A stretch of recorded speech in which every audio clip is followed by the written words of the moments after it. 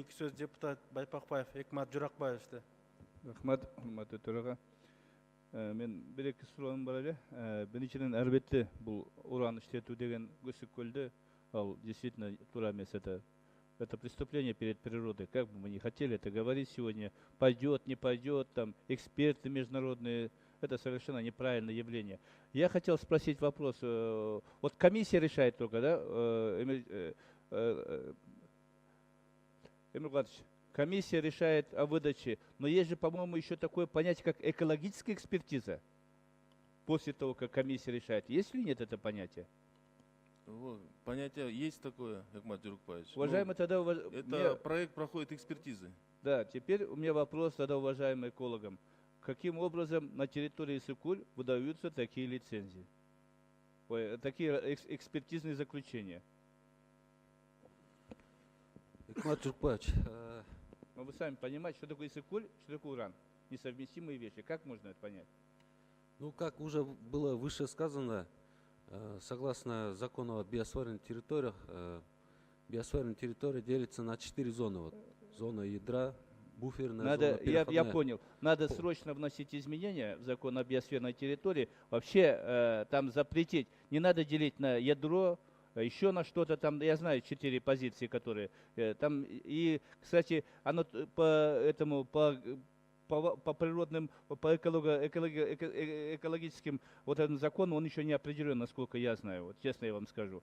У меня другой вопрос, следовательно, еще вот про хвостам. Мы говорим сейчас сегодня вот на территории там вот новые месторождения, которые хотели разрабатывать. А как Казжисаем быть здесь? Вот?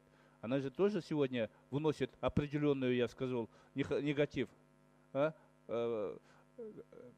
Уважаемый Экмат Журакбаевич, Казжисай сегодня можно считать уже полностью реабилитирован. В рамках Евразес проект по Казжисаю сейчас завершается, сейчас идет подготовка, по моим сведениям, для сдачи его как объект завершенный.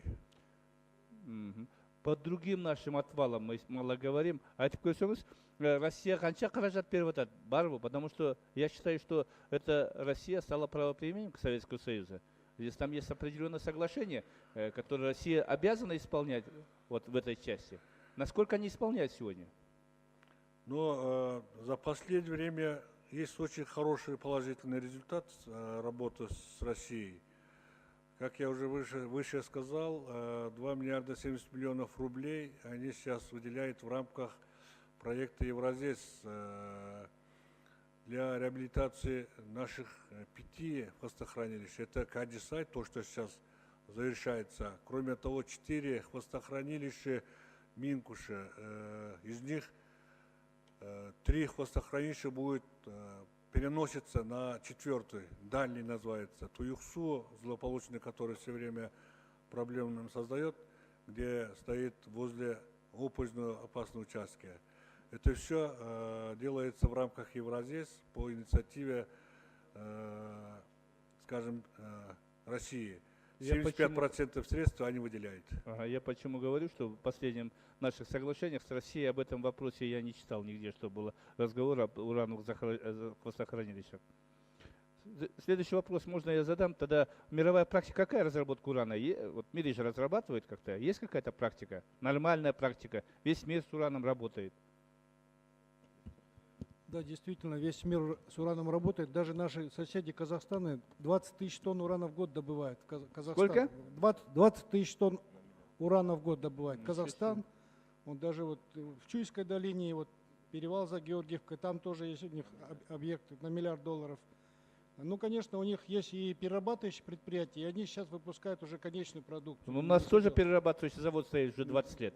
Да, у нас тоже предприятие стоит и сейчас стоит, и она сейчас без Ни сырья копейки не приносит. потому что нет сырья, это действительно большая проблема. То есть безопасная добыча какая-то возможна или невозможна? Конечно, Есть технологии? Есть технологии, безопасная добыча, и у нас со всеми экологическими нормами должны работать компании, с соблюдением экологических норм. Есть нормы, мировые требования, и во всем мире добывают уран. Да. Вообще есть, оказывается. Эмиль Куаныч, мне к вам везде вопрос. Скажите, пожалуйста, все-таки в закон нам надо вносить определенные изменения. Все-таки вот любое месторождение у нас не разрабатывается. Мен 10 секунд қосып қойсын, Мен к чему это говорю? Любое наше 10 секунд добавлю. начинаем работать, обязательно все останавливается. Я помню, приватизацию делали. Мы никого не пустили. Все заводы сейчас базары приватизировались и стоят. Нигде ничего не работает. Теперь мы не пускаем. Рахмат. 5 секунд. 5 секунд перегли. Я к чему это говорю? Нам надо вносить изменения, чтобы так как приватизация не стала. Никого не хотим пускать, останется потом. Если сегодня спрос, значит надо работать. Рахмат.